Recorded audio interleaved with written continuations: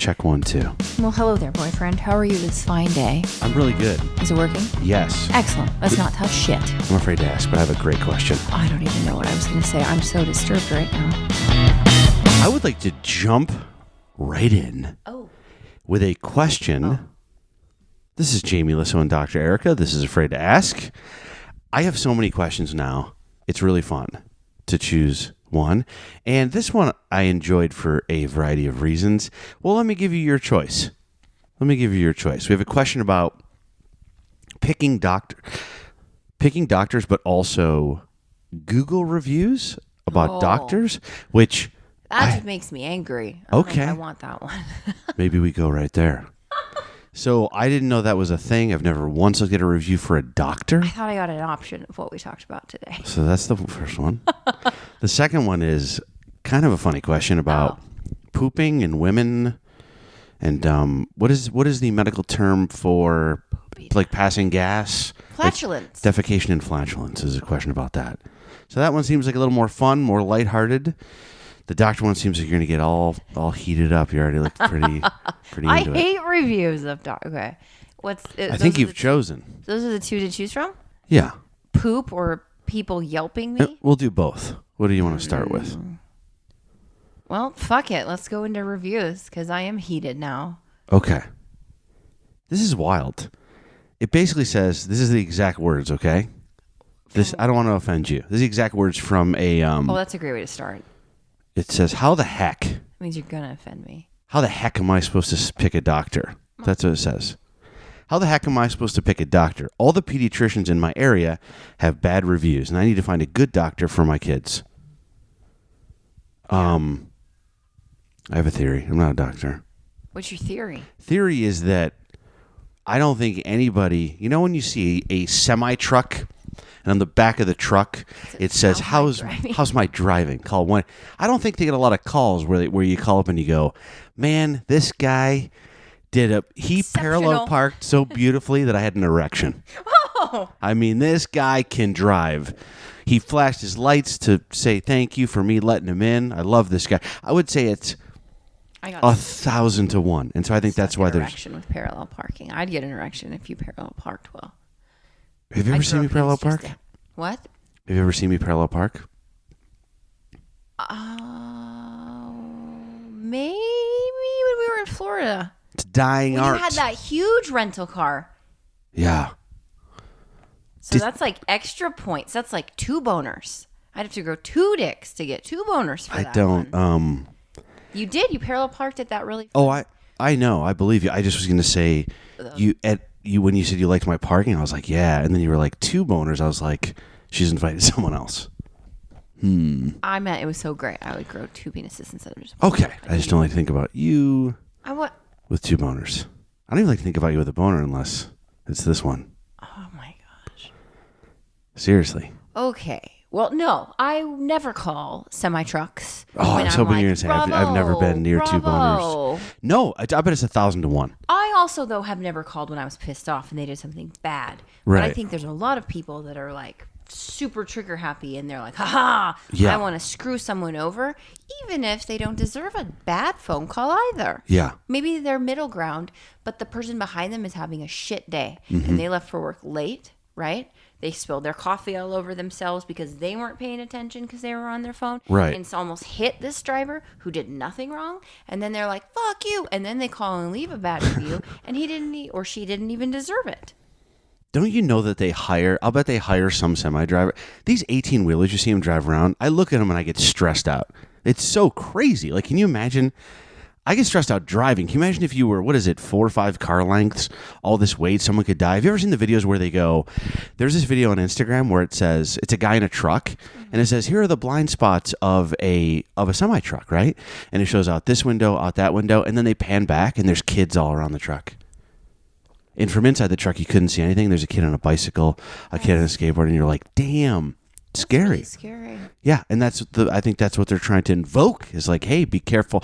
So I'm saying, do you know? Maybe they're putting like the fear into the drivers of like anyone can turn you in, so you don't fuck up. Yep. But I wonder if the companies know that assholes are usually the ones who call in. Yeah. And they mostly disregard it unless someone has a very valid concern, and it can I think be you're caught right. on video. 'Cause Yeah. anyone could just lie and be like, they completely cut me off. I almost died. Yep. And they're probably like, well, where's the police report? Because it didn't happen. I don't know if you've ever noticed it, but I just worry that a lot of people feel empowered to say Yeah. what they want because just like on the internet where they control you, there's no accountability. absolutely. I bet some of them even let you stay anonymous, which is worse. Yeah. Because there's no fear of retaliation from the driver if someone calls and there isn't a police report. They don't know who it was. They drive all over the place. So they should be like, well, who are you if we're going to take your... I don't know. I just feel like people say way more when they think that there's a veil. Do you know, I don't know if you've ever noticed, but do you know that I have a tattoo on my ass that says, how's my fucking? Because I like the accountability. I go, let's keep me on my A game. Why is it on your ass? So people can see about, I see what you're see saying. your ass when you're fucking. I'd like to redo it. I was imagining someone's watching me have sex with you. Who's fucking you from behind is what I want to know. Okay. Well, these are logistics. That backfired. It should be on my, but you could be on your ass. I was picturing it was a third party because it could be on my ass. Why would a tattoo be on your ass? Because people walking by, like I was pretending I was like a porn star, and people were like, "Oh, I'm gonna call up this guy." But they wouldn't see it unless you were naked. And who sees your ass if you're naked? You know what? I'm not gonna really do it now. I'm just because you've made a lot of great points. Now I'm thinking about two boners. So I don't know if you. I don't like the two boners. Okay. No, but a guy you. I have a question I'm afraid to ask. Have you ever seen two boners in real life at the same time? Is it bad that I had to pause? Yeah. I'm holding my breath. Not in real life. Okay. Probably like a porn or something. It's a weight has been lifted. It would be fine. Oh, you mean like if I had a threesome or something? No. I was trying to subtly ask that. No. Yeah. Had a foursome. I'm kidding. That would almost be better. If it was three dicks in me? Well, you just naturally assumed. Okay, you took. You assumed. That's not what I meant by foursome. Why? I think one could argue I had a foursome once. I think one could argue. But I was in a hotel room with a girlfriend and a friend of mine with his girlfriend, and we were all in the same room. Gross. But we didn't touch each other. Gross. It was just us and Wait, him. are you being serious? Yeah, we didn't touch. Wait. We were just with our own You're people. being serious? I thought you were just saying like hypothetically. No, but I didn't touch his girlfriend or Wait him. a minute. You both fucked someone else, and they fucked you and the other. You both had sex with someone in the same room, like you were voyeuristic. We had sex with our girlfriends in the same room and did not look at each other. We didn't have a lot of money. It wasn't because we thought it was cool. You didn't even have a shower curtain. I mean, someone could have have tack up a fucking sheet. It just kind of happened. No, it didn't. It didn't just happen. Yeah. No, it didn't. Who was having sex first? And then they walk in and they're like, maybe we should do it too. I did. I'll be honest with you. I heard sleeping noises, and I go, "Hey, I think we're good." And so we start doing something, and then I heard other noises. Were you on like a twin bed? Not a twin bed? No, we were on. Oh, the twin bed offends you, but fucking with someone else next to you who's also fucking doesn't offend you? Did I say we're in the same bed? That's not what I meant. You said room. Same room. I'm thinking you and some girl. 2 queen beds. 2 queen beds in one room. Mm-hmm. What else is in the room? It's like a cameraman, a couple sound guys. No, I mean, is a television? A studio apartment? No, it's a hotel room. It's one room. Oh, I missed the hotel room part. Oh, we were trying to save money. We got a hotel. We didn't want to do all this. That. Okay, that's the only reason we did this. It was out of convenience. Okay. I'll give you that. Yeah. I missed the hotel room part, and I was like, this is your apartment? You do this all the time? That's kind of fucked up. Yeah. Okay, fine. You woke up. You wanted to have sex. You started having sex. You were under the sheets, and then they woke up hearing you have sex, and they were like, "Oh, good idea, Jamie. Let's do it too." And then did it become a contest? You know when someone's someone yawns and you're like, I should yawn. Well, how long were you having sex before they joined in? It was probably like 2 minutes. So we were done.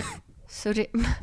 I was just going to say, so then was it like in your head, like, I got to last longer than this guy if he's going to start? Yeah. Well, I after? raced to the fast orgasm joke before you could hit me with it. I wasn't trying to do fast orgasm joke. Oh, you were saying, did we have a friendly male? Were you trying to sustain it because you're like, I can't finish before this guy now. He's in it to win it. We both got to keep pumping. Mm-hmm. Where you're like, don't go yet. Don't go yet. Can I be honest? I would love to try to be funny right now. But to be honest, I have never had a complex. I have many complexes and worries. Many, many, many. A lot of anxieties, things I wish I was better at, or things I wonder about. Never had a complex about lasting a long time. In the sense of like, I feel like if it's good, it shouldn't last that long for either person. That's something I think is a bit of a misconception. Guy having sex for an hour? Oh God, that'd be terrible. Everybody would be raw. But I mean, like the guy next to you, I feel like I'd be like, oh, we had sex for 2 seconds. They're still going, and it's been 20 minutes. What did we do wrong? You're right. Not what did we do right? In that situation, I would make it last longer. Yeah. It's a weird situation. When I say threesome, who are you picturing as far as guys and girls? How many of each? When you say foursome, I assume all 4 people are seeing each other, not just 4 people in one room. What genders are you Because by picturing? that stipulation, I've had a 100-some. Sorority? House? Fraternity house. Hot. Very hot. I'm talking about myself here. Are you saying... So I'm surprised at that response, but all right. Was it in a big room? Yeah. The sleeping porch. Were there walls? It's one room with like 50 bunk beds or And something. you would have sex with people in it? Well, not multiple people. But yet you were like, oh, you're so crazy, you in your hotel room. And you have a whole...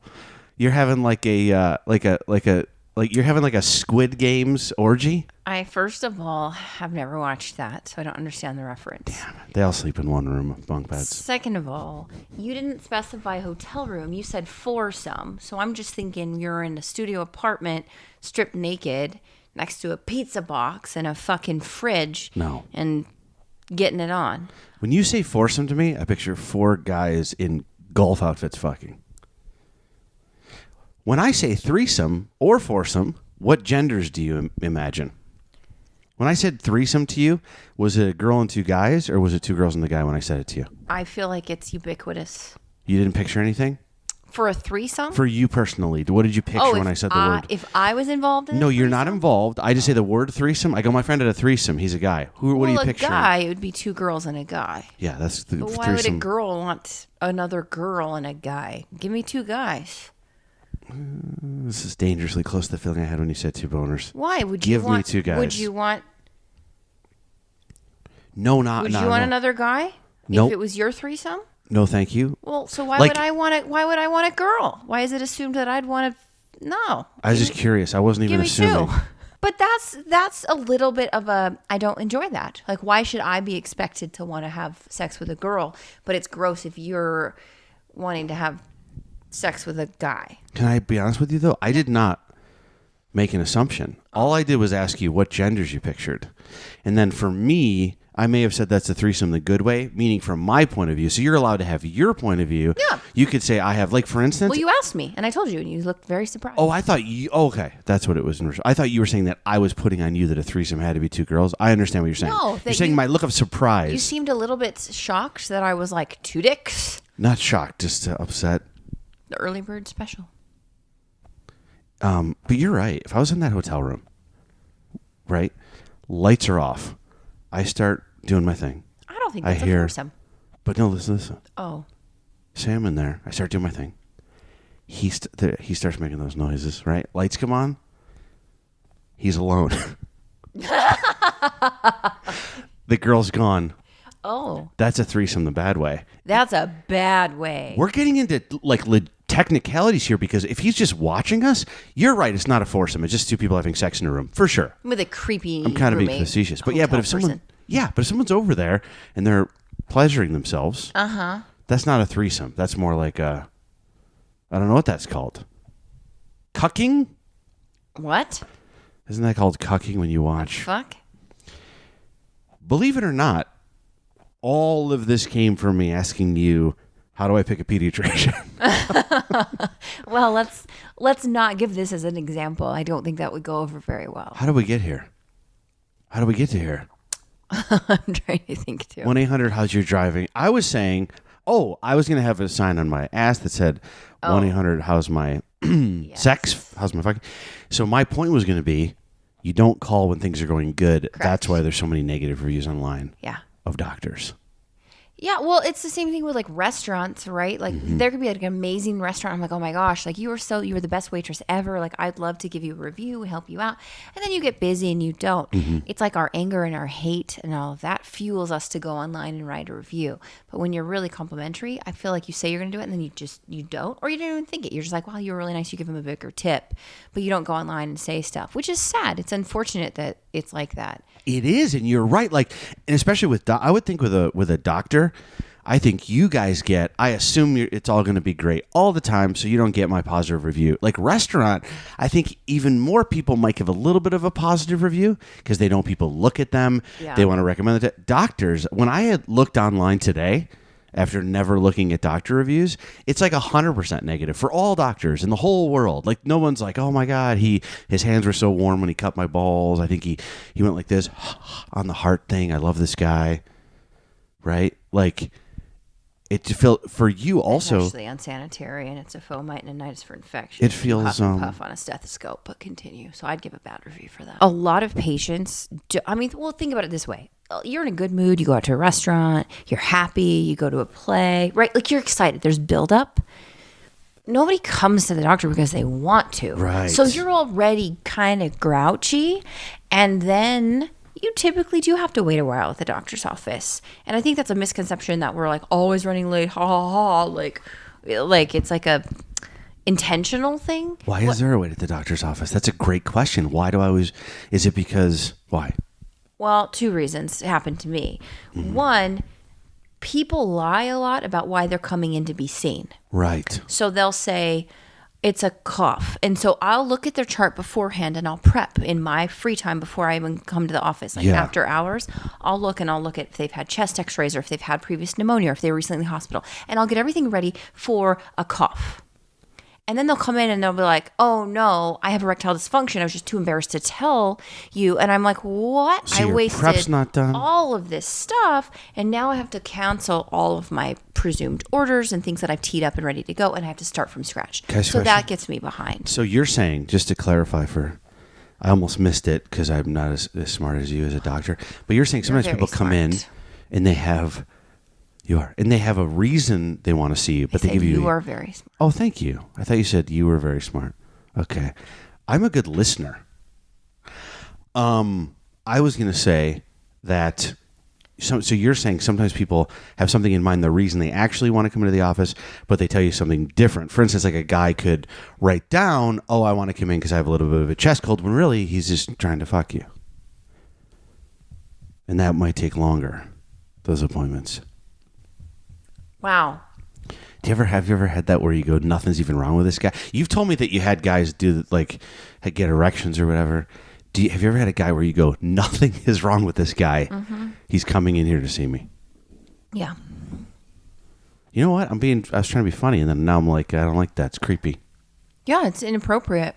Yeah. But I'm a trained professional, and I will be respectful and professional in the room. Mm-hmm. And if I get uncomfortable or if they pull something that's inappropriate, I have shot it down quickly and then gotten an assistant and left the room. Like, I'm not going to put up with that. Bring somebody else in. Are you alone in a room? Yeah. Wow.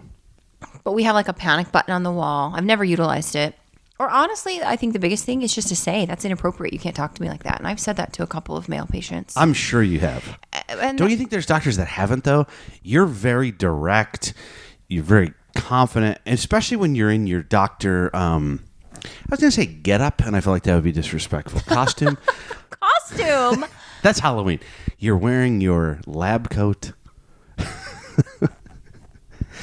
Listen, let me try to, can I be serious for a second? You're in your disguise.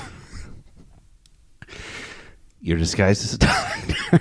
I'm sorry. You look so good, by the way, when I see you when you put on that doctor outfit, What do you call it? Uniform? I don't look like Spirit of Halloween with like red crosses over my nipples. No. I have a fucking lab coat and scrubs on. Oh, no, you're not wearing a sexy a nurse outfit. My disguise Halloween costume, I believe, are the exact words that you utilized. So you look, you dig yourself can out I of be- this one. No, can keep I going. be totally honest with you? Yeah, let's see how you get out of it. You are, as I am, when I get a microphone. Not this one. I feel like I'm pretty close to exactly how I am. But when I get a microphone on stage, I get a little bit. Something happens. I amp up a little bit. I got to be. When you put on that lab coat, I'm not fucking with you, Erika. When you get the lab coat on, you got the thing around your neck, the heart listener. That's a stethoscope. Yeah. Yep. Heart listener. I'm like, fuck, man, because you're very professional. Well, of course I am. But do you I worry? love my job. But I don't know. I think there's some. Correct me if I'm wrong. Sorry to keep asking additional questions, but are there doctors that will not stand up for themselves, that could be a victim of something where a guy comes in, or to become a doctor, do you have to be the way you are in the sense of confident and? Well, the training is incredibly arduous to the point of you get sabotaged consistently, berated as a young female often. I've been propositioned more times than would ever be. One time is not appropriate. Yeah, a lot of inappropriate things have happened. And yes, unfortunately, as a woman in society, I don't think it's just unique to doctors. We get catcalled and things happen all the time. So you develop kind of like a thicker exterior. Yeah. I think there's a balance between someone being inappropriate and saying fuck off and someone being inappropriate and me taking it. Like, you have to find that middle ground of like being stern yet professional. I have absolutely had a couple of people who have broken that trust on my behalf when they've been in my room, and they've gotten the fuck off though. They've deserved it because they've been so ludicrous in their statements to me or their propositions that it's your advances are not welcome. You mean guy stuff? Guy like asking you out or something? You're saying not just asking me out, absolutely, but asking if I would do a pelvic exam when they had nothing wrong. There's things that happen that shouldn't happen. A good rule of thumb is doctors, if you notice, oftentimes will put themselves between the patient and the door. So if we need to excuse ourselves, especially with psychiatric patients as well, you never know what could happen. It's just the two of us. I have to have a clean exit strategy. Well, I feel awful now because I don't know if you remember. I often reference you in patient rooms, by the way. Oh, really? You're my scapegoat now. Oh, say I have a boyfriend? Huh? Oh, wow. I like that. I feel really bad now because I was joking around just now, but I do remember this one time. I don't know if I'm allowed to talk about this because of HIPAA, but I think because it's me. But I do feel really bad because I remember I went into the examining room and I go, I think I have a spot like on my balls. And then you go, oh, does it hurt? And I go, no, it's just a spot that I like that feels really good when people touch it. So, well, I'm sorry that happened to you sometimes. Guys are creepy. Maybe we could cut to me on that one.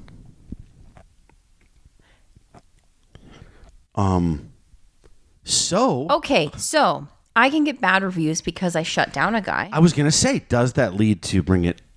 Because they get mad that I'm like, no. Yeah. Not interested. And they're not going to go on Google reviews and say, hey, I tried to fuck her and she said no. They're going to make up some other story.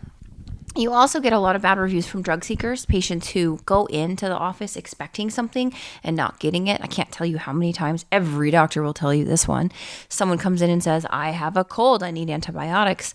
And we actually, did you know we have mock trial, like patients, where I've had to do like almost like oral boards where we have a bunch of other doctors come in and they'll give me a situation of a very difficult patient and I have to reenact it. Someone pretends to be the patient and in front of a whole panel of physicians, I have to speak to them as if they were a real patient while everyone watches and judges me and telling me if I did it correctly. That's cool. So it's like a mock trial, but it's a mock. And one of them is about someone who has a virus. It's a virus and they're demanding antibiotics and they won't leave, and how you get out of that situation. Because that doesn't help a virus. It happens all the time. It doesn't help at all. In fact, it's worse for your body because of a couple things. One, it will kill all the good bacteria in your body, leading to concomitant subsequent infections because you've lost the good bacteria, the good flora that helps protect against bad bacteria growing. Or two, it creates multi-drug resistance. If you take something over and over and over again, it's not going to work. So then you're like the boy who cried wolf with antibiotics. 50 antibiotics later of the same one, it's not going to work that great. So we're actually doing you a favor by saying, hey, listen, this is not a bacteria. An antibiotic won't fix it. And they know what else sucks? They'll go to an urgent care and they'll be like, my doctor wouldn't give me something. Give it to me. And oftentimes it's so much easier to just write a prescription and make that patient go away. And then they'll take it. And then 7 days later, they're better. Well, no shit, because the virus got out of your body in 7 days. It's not because the antibiotics worked. Antibiotic is correlation, antibacterial. Not causation. Yeah. So it's frustrating. So you get a lot of bad reviews that way. They didn't treat me well. And the other thing is when we were talking about me getting behind in office, right? And we got all distracted about the penises and the guys hitting on me. The long wait in doctor's offices? Yeah. Another one is people stack up like 50 complaints and they unrealistically think that they can talk to me for 2 hours when typically I get about 7 to 10 minutes with a patient. Yeah, and you had a great answer to quick review. You said they tell you one thing and they come in for another thing. It takes way longer. You're not prepped. And then also they just keep asking you and asking you because they're thinking, I want to get the most for my money. What happens? And they get mad when I've actually had so many times to step out. Like I will physically put a foot out of the door and be like, I'm sorry. You booked an appointment, a quick get-in visit for a cough. I don't have time to go over 10 things. And that's just being respectful because the next person's already waiting. So I'm not being rude so that I can go shopping. No. I'm excusing myself so the next patient who also made an appointment a month ago gets their fair time. And the person in the room is very inconsiderate and gets mad and is like, but I just need this. It's not quick. Yeah. You're making me now set up for worse visits that happen next. Of course, they're setting you up for everyone can be late for everybody. And they're like, I waited forever. And I'm like, sorry. Yeah. The guy before you had 10 minutes and took an hour. So that's that. Then the third one. Yeah. Can I make 2 suggestions to help with that particular problem? Go for it. In comedy, when I'm doing an hour set on stage, the sound guy goes, he goes, hey, do you want a light? Do you know this? Yeah. You do know this? So am I supposed to like do the Oscar, like music comes on when I'm talking in I was going to suggest a light. And a light. You go, oh, they're like, oh, also my need. You go, oh, I'm getting the light. And then loud music swells. So we do that. You exit the Your room. cue is a doctor stands up and starts to walk. If I put my hand on that door, be quiet. Your visit's done. And then the third one is people do have heart attacks in front of me. You know, like people come in and they'll say, gorgeous. No, that's nice, but no. So like they'll come in, emergency could happen. And they'll say, I can't feel half of my face and I can't move my arm, and they're slurring their speech and they're confused. And I'm like, you're actively having a stroke. So I have to call an ambulance. So drop everything. Triage them, call the ER, get them pre-boarded to go straight in, wait for the ambulance, take care of them, monitor them. I've had people completely pass out. Mm-hmm. We've had to administer medication to help, resuscitate them. Well, that takes a long time. Right, and you don't want to get a guy that maybe wants Viagra. And to be quite honest. By the way, just to review, if I had a triage, it'd be 1 guy, 2 girls. But sorry, go ahead. It's French for... That was well played. I'll give you that one. Okay. That was funny. Thank you. I like that better than a laugh when people just go. I wish the whole crowd was just like, that was funny instead of laughing. Way to show up today. No, these are great answers. Seriously, though, and then for that one, I've told patients, the next patient, I'll often have like my staff go in the room and be like, we are so sorry. Like she's dealing with an emergency for HIPAA reasons. I can't tell you what it is, but there's a life-threatening thing next door. You're here because you wanted to talk about your toenail fungus. Do you want to wait or do you want to reschedule? And when I reschedule them for that, it's usually like, hey, you already waited a month to see me. I'll fit you in tomorrow, but I want to be conscientious of your time. But you also have, and I've had people yell at me and be like, why didn't you tell me you were going to be late? Well, sometimes all of my staff is taking care of the patient who is having a seizure. Yeah, if you go and tell everybody that person sometimes I don't have that time also because it takes a long time to control the seizure with multiple people so they don't have head and neck trauma. And by the time it's done, patients will be out in the hallway like, what, did you forget about me? And I'm like, you got to realize like this isn't like, I don't know. I don't want to put down any career, so I don't know what I would compare But it's not life. But like in other careers, there's not life or death. Yeah. If it's a restaurant and your steak doesn't come out because something fell on the floor or because a restaurant critic came in, you have to drop everything. So those are the three things. It's somebody expects me to go over 500 problems and I can't, but they get mad at me and I keep trying to be nice and do more. Somebody lies about what they're coming in for and they have something totally different and it throws me. Or there's a life-threatening thing. And the problem is none of them are anticipated, so I can't have the ability to plan my schedule and give this person 2 hours. Sure. So what happens? I get bad reviews, and then I get torn up online for something I have no control over. This is the other thing that bothers me is the systemic integration of what's called Press Ganey, and it's a huge review about if the patient had access to care, if they could get in time. It's a survey.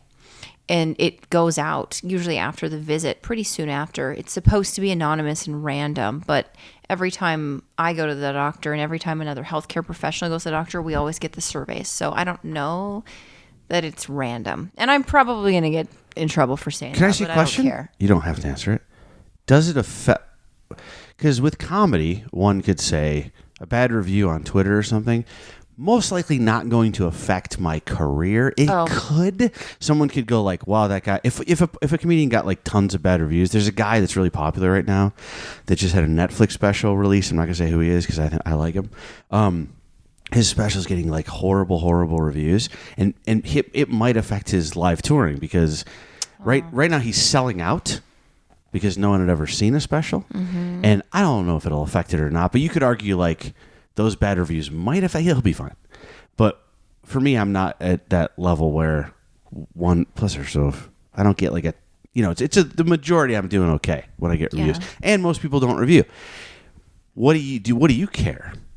Do you read them? Does it affect you? Yeah, well, so Press Ganey is very important because hospital systems look at that to measure your quality metrics. How successful a doctor is measured in the most bullshit, bogus ways. That's insane. You're saying they're looking at these reviews from someone that might have been coming in to make an advance at you or someone that waited a long time because there was a heart attack in the back room, and that's what they're using to determine. And it's completely subjective. For hiring?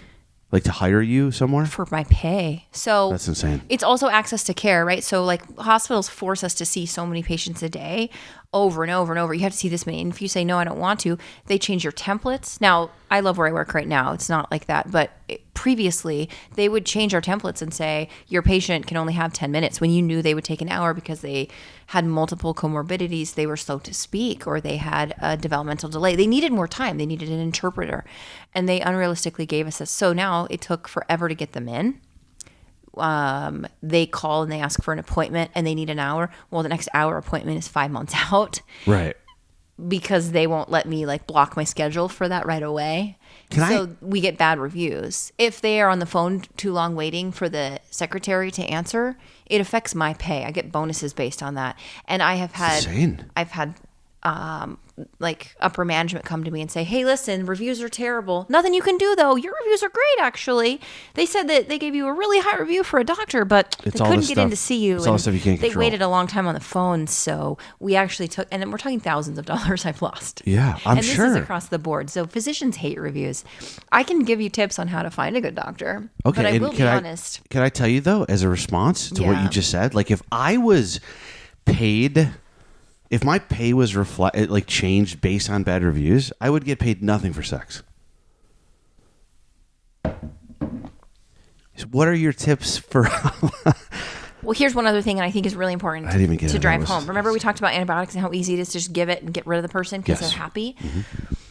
This system is so flawed. What do you think is going to happen if I have an angry person come in and say, I have to have antibiotics? I want the good reviews because it gives me more money. Right. I give them the fucking antibiotics. You give me antibiotics. You sleep with that guy that's coming on to you. You do whatever it takes. So if you have morally conscious physicians, which I believe almost all of us go into this field because we're good-natured and we're not in it to make money, or we would never go into medicine, we're not going to have that problem. But absolutely you're going to have people who the system comes down and your reviews suck. Pick them up. How do you pick them up? You people please. You stay in the room longer. Right. All your patients wait. You lose money there. but they all get the 50 things that they want, and then you're burnt out, you're exhausted, and then you're prescribing stuff that you shouldn't prescribe. You're giving pain medicine more than you should because that's what the patient demanded. Oh my God. If I got bonuses, I'd give everybody happy. I'd do whatever it takes. Can I back up to clarify something flawed. that you said? I think I understand it because I'm dating a doctor, but I don't think other people would. You said we don't get into medicine for the money. Yeah. I think some people might go, well, yeah, you do. You make all the, but there are so many different types of doctors. And couldn't you be like a plastic surgeon where you're not dealing with that type of stuff? And plastic surgeons have kind of some of the worst patients there are, though, because they're so demanding. They're more needy and more demanding than any other You know field. what I would do, though? Right when I had them, what is it called when I had them unconscious, I'd put a smile on their face. Just so they looked happy when they left. As a surgeon, I'd be like, hey, another satisfied customer. Take a photo. What did you mean by, you mean like there's other ways to, because medicine, I think you make pretty good money, but you're saying like the risk reward is like so much work, so much stress, I think so much patients liability. assume that their bills are so high that our revenue is extremely high as well, but the overhead is exponential. So if you strip away all of the costs that we pay for malpractice insurance and all of our staffing, right?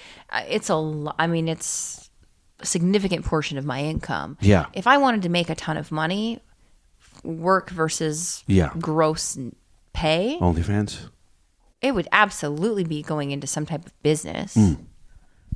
I think majoring in business opens the doors for a lot more. Medicine has lost its luster in that regard. And also with the advent of fucking reviews and social media reviews and how you can just really destroy a practice. Yeah. Doctors aren't held in the highest regard as they used to be. Right. So it's not as lustrous. And truthfully, I think it's gotten rid of some of the people who went into it for the wrong reasons. I think the people going into it now go into it because they love and they care. Think about everybody who entered medicine after COVID. Those are badasses. Yeah. Who saw how the pandemic destroyed us because we were already stuck in there. Like the doctors who already existed and were practicing. But people who weren't even in medical school and said, fuck it, I'm going to sign up. We actually saw quite a significant increase in interest in medical fields. And I'm very proud of that fact that initially people were dropping out because we were exhausted.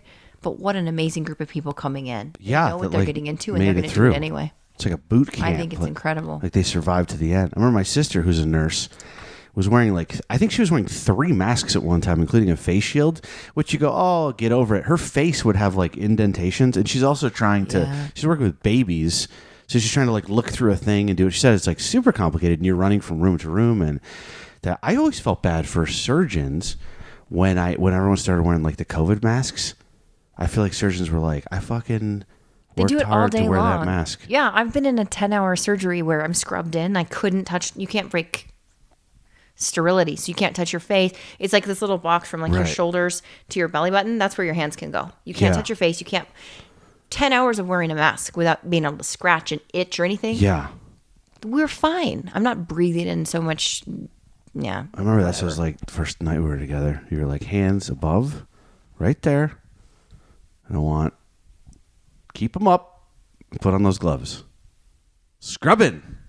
Do you say scrubbing? So you're saying best way to find a doctor is to ask a friend. Mm-hmm. I really believe that because I take pride in my profession, and as a family medicine doctor, I want to see families and friends of those families and then learn about their families. I love that about my job for the continuity. And if I have someone say, I've referred my sister to you, that's the best compliment I can get. Because the sister's going to trust the other sister and be like, whoa, if you like her. And then they'll say like, this is her personality. This is how she practices medicine. And then I get people that are on my same, like, we're vibing. Right? I don't get the people that don't understand my personality. Yeah. Do you ever?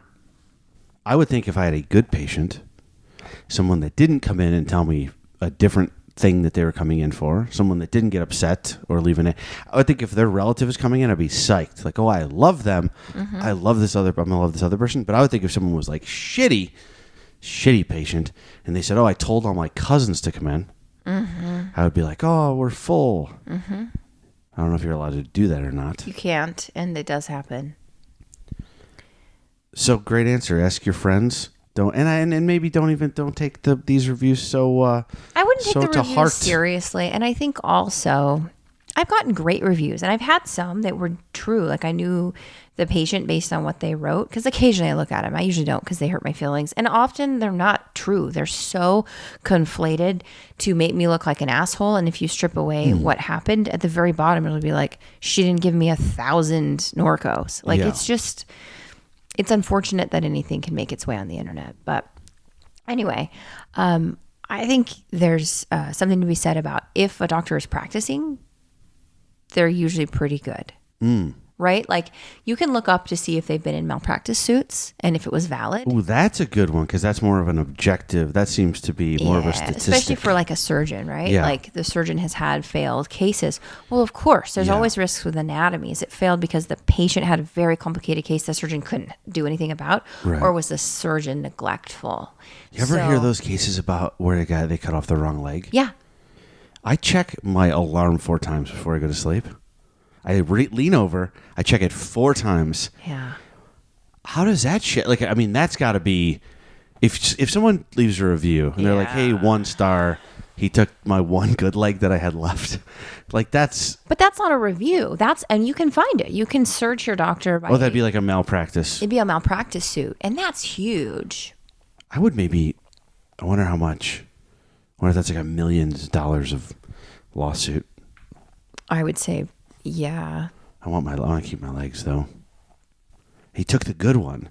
Do you know what I mean? So not only was it the wrong leg, like the bad one, that's just really tragic. Go. They have to have another surgery. It's very awful. Tragic. So now do you know how to pick a good doctor? Yeah, I asked my girlfriend to look at me. No, I totally think I got you. Had great answers. You are lucky because I put you in touch with all of the best that I know personally for all of your healthcare. So like you're kind of like. I'm very lucky. Before that, I was a comedian. I would just ask people just how they thought I looked, just strangers. Like I would never go to the doctor. You think I'm doing a bit here. I'm not. Before I met you, I have 2 fingers that do not straighten. Do you know why? Because I didn't have good health insurance. And I go, now I am deformed. Is that the correct use of that term? My fingers are deformed. They are messed up. This is as straight as they go. Both messed up due to, I went to CVS, like, I'll fix this thing. Oh. And I try to keep it straight. And now both fingers have the same injury. Would you jam them on the basketball? I used to drink, yes. First one was wrestling. Second one was jammed with a basketball. I blacked out from pain. Just like a blinding light, first time ever, but... That's why my fingers look like this, if you're wondering. That's actually a great pain response, by the way. It's my body protecting me? It's incredible, yeah. Because a lot of times the pain is so severe, you go into a shock where it's neuroprotective. So you just pass out and people take care of you. I woke up and I was with my kid, Charles, and he was playing with his friend. I was playing 1-on-2 basketball. And I was definitely at that moment feeling like, this is amazing. I'm young again. And then the ball hit my finger, and I felt a flash of pain, and I opened my eyes. And in Alaska, we have a lot of military, and there were 2 like Navy SEAL-looking tough guys, like leaned over me, and I was like, "Oh, it's fine," and it hurt so much. But because shock of them, is sometimes really helpful. I mean, now granted, if you're in a body of water or something, it's horrible because then you would drown. But shock is a really powerful thing that our bodies have done, and I marvel at it because if you think about it, what if you're in an accident and you're like something's cut off, you are like fight or flight, right? Yeah. You need those hormones to circulate and surge in your body to make you get out of that car and run to go call someone or run for help or go to the nearest store, like where there's people who can take care of you, and then you pass out. But your body sometimes makes it. But that shock prevents you from having the pain, so you can still run on the broken foot when you have to if you're in a desperate situation. Yeah, body's good at that shit, right? It's very impressive. I read an article recently. I might have sent it to you as to try to impress you that I keep up on my medical news. I recently read an article about it said that like guys, there were 2 different articles, maybe citing the same research. All right. It said that when a woman is administering, they're doing like a study, and there's a woman. I don't know if they said attractive or not, but I'd like to add that variable. When a woman's poking a guy or whatever they're doing in the study, that he will say it's less painful. That's what women do when scientists are studying men. They poke them. I didn't read the details. Clearly. I don't know if it was a poking. Was this a study that you read on TikTok? It was probably not much better than that. But it said guys will act like it doesn't hurt as much if there's a woman. I feel like that should be in the journal of fucking obvious, and we don't need to waste that money because that's so obvious. But you know what's equal to that? What? Waking up with 2 Navy SEALs over you. Same thing. Yeah. Oh, you're not going to feign anything. You're going to be like, I'm good. I'm good. Yeah. So I feel like that I get the girl thing, but I also absolutely acted like I was fine in front of those dudes. Coming up on the next episode of Afraid to Ask. I used to buy this one magazine. I don't even want to know. It was a. Don't ruin it for me. Swear to God. Don't fucking say Toys R Us. No, it was automotive. The giraffe. Poor giraffe. No. Hey, just to be clear. I can't even. I just realized what you were saying. I can't look at you now. Just to be clear, I'm not talking about the animals in National Geographic. Did you see the neck on that one? Ah. This is their. Do you call up your friends, by the way, and you're like, National Geographic, check your mail. There's a fucking nipple on page 73. Yeah, check out Serengeti. Did you? No, this was something I never spoke about. This was closeted, so you were ashamed. Hey, guess how I learned a lot of stuff? He hasn't written back, thank God, but I don't think he's going to write back something like, I fucked every page of that Sears catalog. Not every page, just the bra section.